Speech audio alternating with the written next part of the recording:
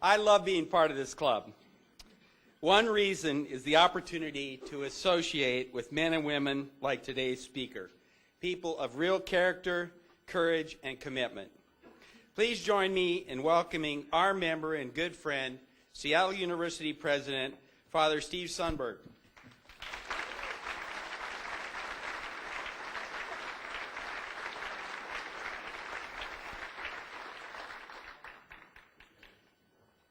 Good afternoon, everyone, and I'm glad we have a little bit of extra time. This might be a subject that will raise a few questions or comments or observations. I'm going to skip any comments I might have had about President Bush, save those for another time.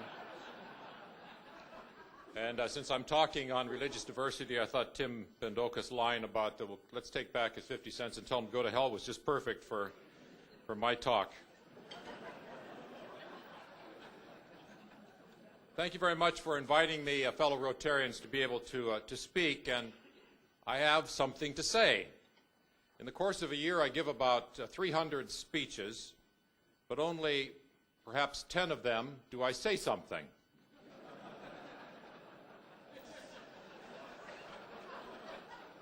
The students at Seattle University say, Father Steve, we've heard all 5 of your speeches, we know them by heart, and I tell them I've got 6.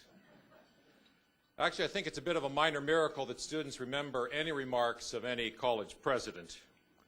The talk that I debut with you today is not one of the 300 speeches, but one of the 10, and it's been a long time brewing in me, and I welcome the opportunity to really say something to you. I was asked to speak about diversity, and when I reflected on that, I first thought about racial and economic and cultural and gender diversity.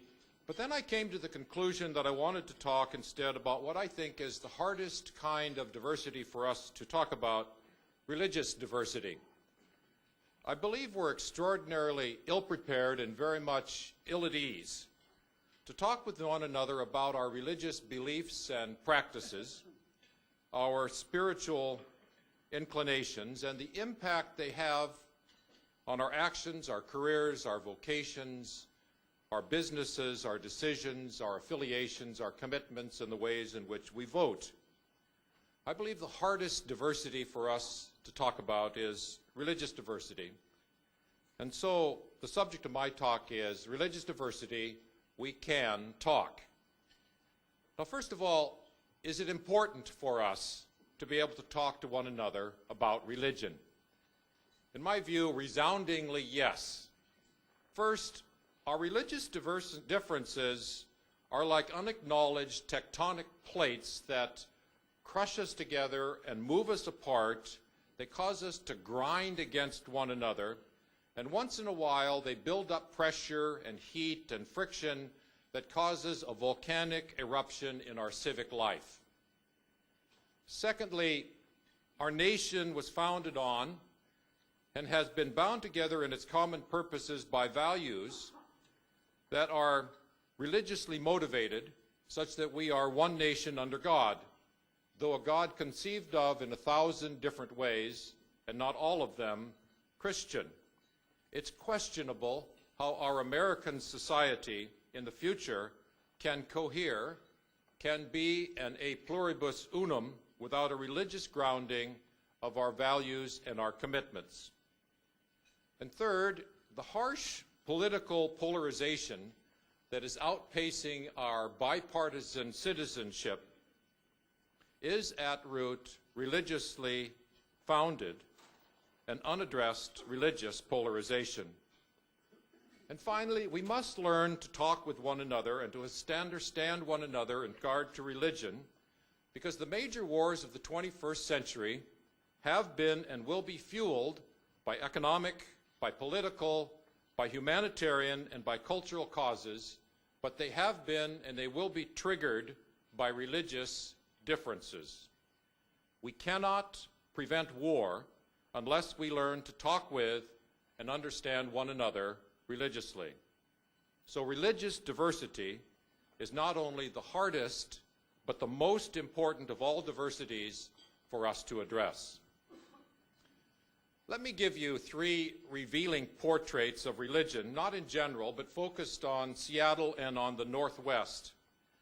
I owe this information from Patricia O'Connell Killen of Pacific Lutheran University and Mark Silk in their book, Religion and Public Life in the Pacific Northwest. Here's the way it works. Take this room of, let's say, 600 Rotarians and reduce it to a room of 100 people who have come together for a party or a conversation. Take the population of the state of Washington and keep the proportions intact in the composition of the 100 people at that party. Who's in the room? Who's at the party? First portrait. 37 people at the party go to church, synagogue, or mosque. 63 do not. If this were not a party of Washingtonians, but of Americans, there would be 60 in the room who practice religion. That is an additional 23 church, temple, and mosque goers than there are in our region. There's not much possibility of conversation among the 100 if the subject is religious practice or denomination. The noise level is low. Instead, people are focusing on the hors d'oeuvres. Second portrait. Same room, same 100 Washingtonians, but looked at differently. There's still the 37 churchgoers, but among the non-goers, there are fully 32 who, when asked, continue to identify themselves with one or another denomination, but they are formers, Xers, leavers, those still identifiers. And they still hold much the same religious beliefs, at least for now, as do those who find themselves in the pews on the weekend. What this means, for instance, is that the largest denomination in Washington is Catholics, and the second largest denomination in Washington is ex-Catholics. True. No joke. And similarly, Presbyterians and ex-Presbyterians. So more conversation is going on, and the hors d'oeuvres look like they will last. Third portrait. The same 100 people, nobody's left the party, but 25 at the party rather loudly say that they belong to no religion. But curiously, only 8 of those 25 are atheists or agnostics. The others believe that God exists and even that God works miracles. It turns out that 92 persons in this most unchurched, most non-practicing, non-religious state in the nation believe in God. And I'm convinced that if you could talk with the other 8, you would find that they hold many of the similar views about the sacredness of the human person, about nature as filled with spirit, and about life immersed in mystery and calling for action on behalf of justice. So certainly 92, but most likely 100 people in the room of 100 can talk about God or talk around God.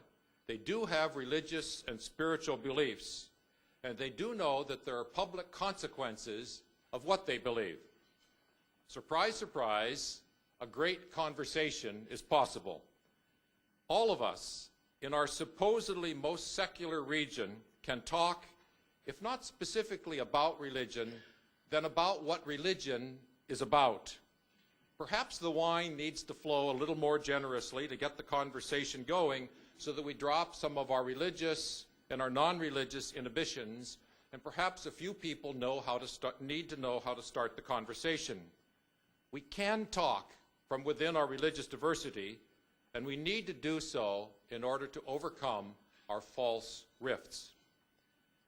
Now let me suggest 2 less evident hurdles that keep us from being able to bring into the public forum our religious diversity, and then let me deal with the more thorny issue of fundamentalism.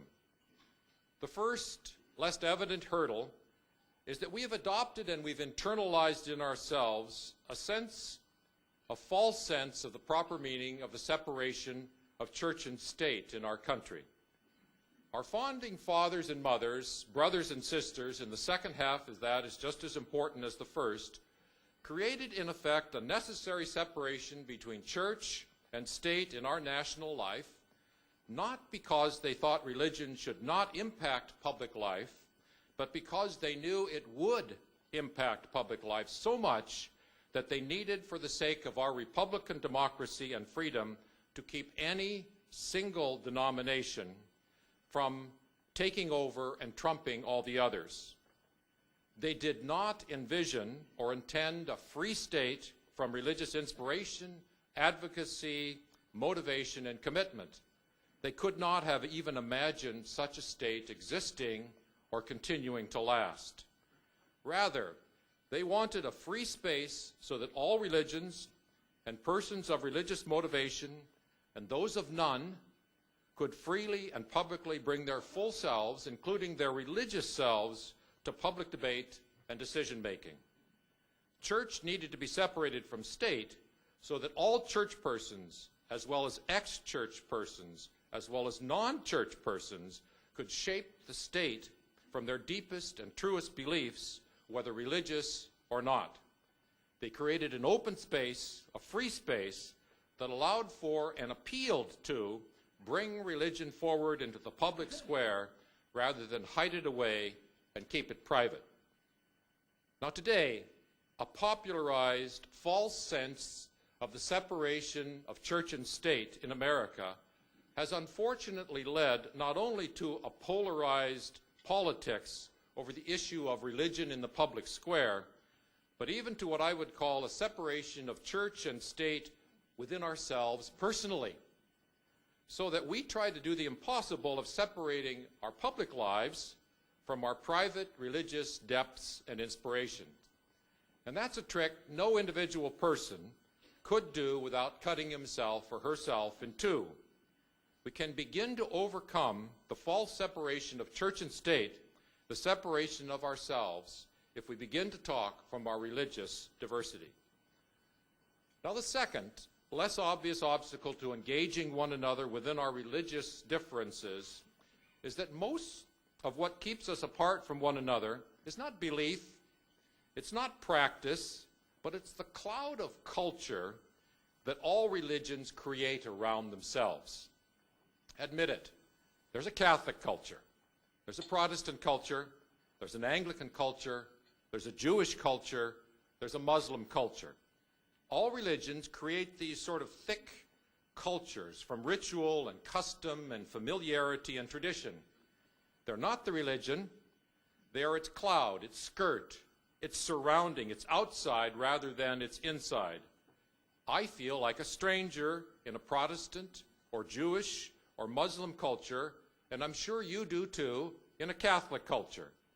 The Catholic cultures and all these cultures, they're dense, they're hard to penetrate, and often are mistaken for the real thing rather than just the wrapping of the religion. We need some less dense, some more neutral space, something like that party room of 100 Washingtonians I portrayed, or this gathering of Rotarians, in order to talk about what religion is about, rather than to walk around the outside of one another's religions or beliefs because of their cultural outskirts. Now, a more troubling thing for all of us in seeking to dialogue from our religious diversity is the issue of fundamentalism. No one has a monopoly on it. There is just as much Catholic and Christian monopoly or fundamentalism, and you'd better believe it, as there is Muslim or Jewish fundamentalism. Why people become fundamentalists is a complex personal and social dynamic, but what fundamentalism is rather easy to understand. Fundamentalism is getting stuck halfway down the well of your religion's deeper beliefs and aspirations. It's often getting stuck halfway down in words or texts of a religion rather than going all the way to what those words and that text point to as the mystery of God, of life, of death, of human reality, of justice, of vocation. The Catholic fundamentalist may get stuck on a document of the Vatican rather than a 2,000-year-old interpreting community of the gospel. The Protestant fundamentalist might get stuck on a verse in the Bible to answer issues it was not intended to answer, rather than the powerful and risky immediacy of faith. The Jewish fundamentalist might get stuck on a people as chosen, rather than as chosen to be the light for the world. And the Muslim fundamentalist might get stuck on an extrapolated Quranic verse rather than on the God before whom we are all like teeth on a comb. A fundamentalism is a problem for religious dialogue, not because it is deeply religious, but because it is halfway religion that cannot talk from the deeper, truer places where all religion should and can take us. On their deepest and truest level, all religions, from their own beliefs, impel, command their adherents to reach out, to engage, to talk with, to appreciate the faith of, to love, and to work with others of whatever religion or none. We don't need to step out of our religious diversity in order to talk. The diversity itself commands the conversation. Every religion, in effect, exhorts conversation of all 100 at the party. One place where all of us can begin to talk is from our spirituality. And I define spirituality in 5 words. 1's lived relationship, 2 mystery. And every person, all 100 at the party, and every person in this room has some experiences in life, in the birth of a baby, in beauty, in love, in creativity, in sorrow, in suffering, in death, in nature, in art, in childhood, that reveals to them a deeper dimension to life than the level on which we ordinarily live. And I call this mystery with a capital M. It's the sense of there's more to life than we ordinarily know. It's life as sacred. And our lived way of relating to that mystery, that depth dimension of life, is our unique spirituality. Each one of us has a spirituality. No one is without one, and no 2 of our spiritualities are identical. Spirituality may not yet quite be religion, but it is the stuff of which religion is made, and it is the mystery that religion seeks to know and to live more deeply. Spirituality is a good place to begin to talk with one another if we are to develop the much-needed capacity for religious dialogue from diversity. And I'm convinced, by the way, that spirituality is the young person's way back into religion, or into religion for the first time, and that they very much need our ability and our willingness to talk. Finally, may I appeal to the subject of religious diversity we can talk and apply it to Rotarians and to Seattle. Rotary. We're all committed to service above self. Our motivations for that essential common mission are certainly quite diverse.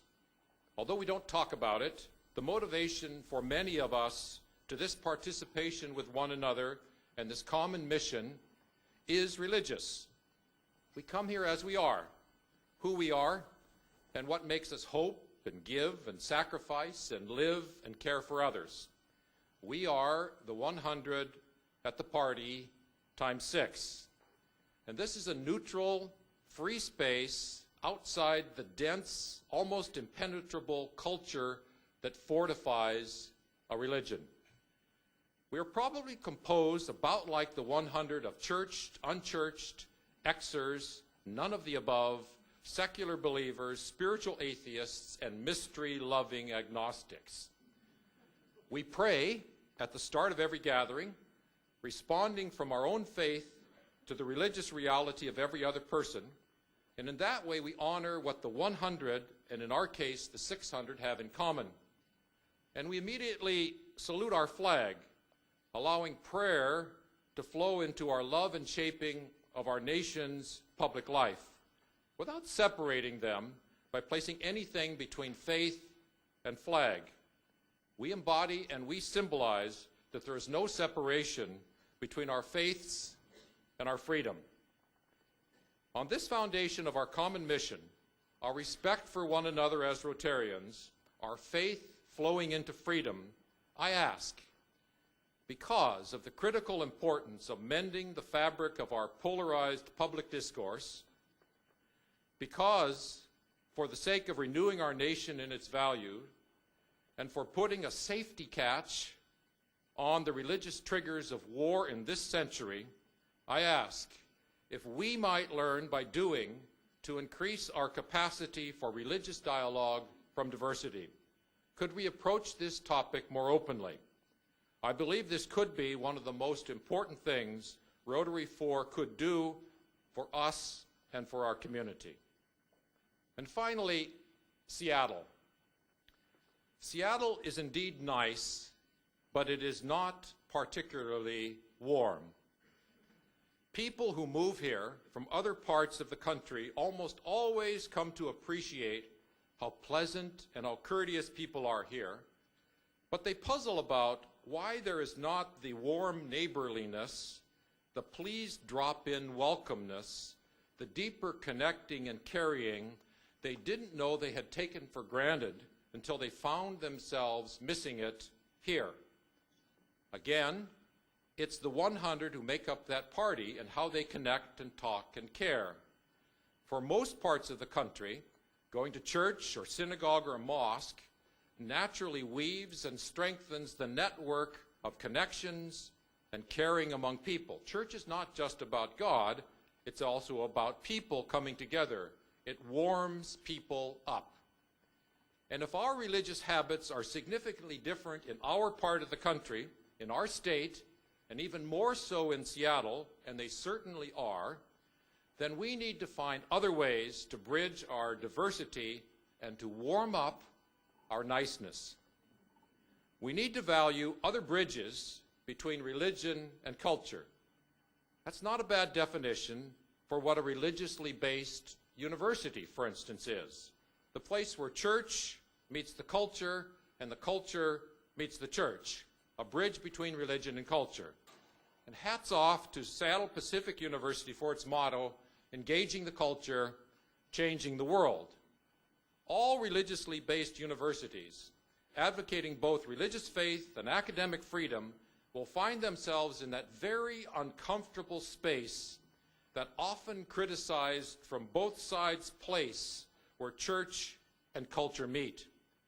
We in our religion should treasure these special places of public religious dialogue, our Seattle Pacifics, our Pacific Lutherans, our St. Martins, our Seattle universities. This is what we seek, for instance, to be at Seattle University: inclusively Catholic, fully ecumenical, respectfully multi-faith, deeply immersed in the culture of our city, a forum for connecting the mind to what matters. At the same time, we should take note and value our major Seattle cathedrals and temples that open their doors to be the places where our city gathers in tragedies and in triumphs, to be a city in prayer and union. We should take pride and we should support our St. Mark's, our St. James cathedrals, and our Temple de Hirsch Zion. It may well be true that Seattle is now religiously where the country as a whole is soon going. That is, where there will be more Xers than anywhere else, and where the fastest growing group will be those who will say none when asked about their religious affiliation. And if that is true, if we have an opportunity, is it not an obligation to ourselves and to our nation to fill our rooms wherever they are and however large they are, with warm conversation of our beliefs, our sacred values, and our spiritual aspirations for our people and our earth. This is an opportunity I hope we Rotarians welcome. And this, students of Seattle University, now that I've tried it out among fellow Rotarians and colleagues, is soon to be that sixth talk I keep telling you I've got. Thank you very much.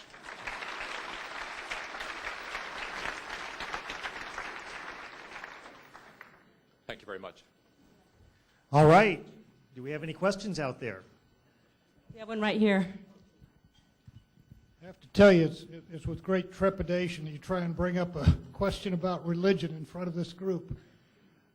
My question, Father Steve, if you go back to your analogy of 100 people and you talk about the life after, what percent of those, how do the numbers break down? How many of those religions all have in common the life after as the one unifying factor? I think it's fully that 92. So it would be the 37 plus those who are the Xers, plus those who are not the agnostics or the atheists. So you'd at least have 92 out of the 100 that believe in something beyond life, but might not have any image or sense of what it might be. I think that's true. Might even be more than that in the sense of those other 8, what do they really feel about the sense of continuity? Father Steve, I wanted to know your perceptions of politics as they play out in the presidential races. We're facing a new dynamic. The Reverend Al Sharpton this past week had to apologize to the Mormon Church because of what he said about Mitt Romney. But it plays out in much more ways than that. I'd just like to hear from you about that. Sure. My reflections on that is that I believe that America is at depth still so deeply religious in its fundamental sense of itself, and it still holds that it's one nation under God and believes that its American values are grounded religiously in some way, even though people might not be able to trace it back. That I don't believe a person can credibly run for being president of the United States or can be successful in doing that unless that person is able somehow to deal with religious issues in a frank and a transparent and in a helpful kind of a manner. I believe, for instance, that in the last election that Senator Kerry was incapable of engaging on the issues fundamentally about religion, and that President Bush was able to engage them. Whatever you might think one way or another about his reviews on religion, at least he could enter into that subject of religion and talk about it and engage people with it. I think if people find a political candidate, particularly for president, who is not willing to talk about religion or to enter into or to say something meaningful, I think it's really difficult for that person to have success as a presidential candidate within our country. I just think that the religion is still deep enough in people's sense that they want a president who in some way is grounded religiously, even though they might have real diverse views about how grounded or in what way that person would be. Great question. Thanks. Thank you. Thank you.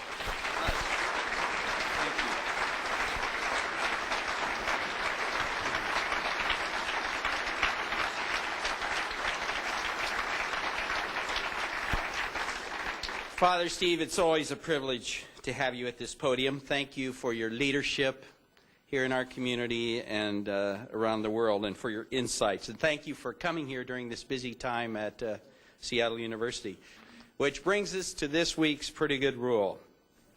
Stay open to new ideas, new experiences, and new people. Darwin posited survival of the most adaptable, not survival of the fittest. It's more important to be adaptable than to be tough. See you next week. We are adjourned.